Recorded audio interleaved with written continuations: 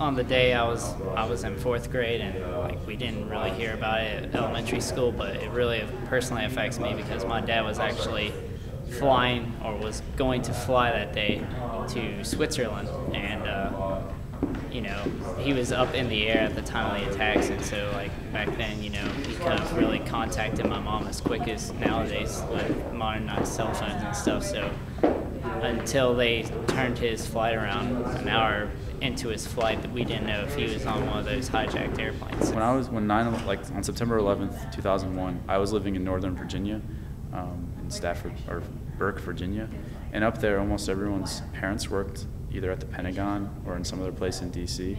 So I remember I wasn't watching it on TV, but it was like, by the time I got home from school, like people were getting taken out of school and stuff like that. And it was a pretty scary time.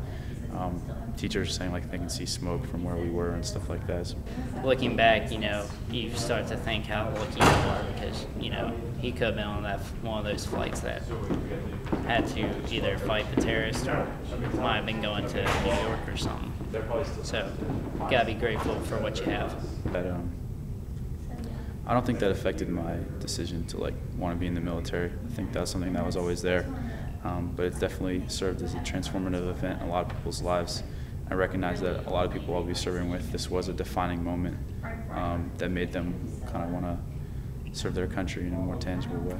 You know, it just made me think of the world like, you know, it's never, even at home, even in the United States, you know, you always got to be watching out, because there's, like my parents have always said, there's bad people in the world that won't hesitate a second to do bad things to people like you and me.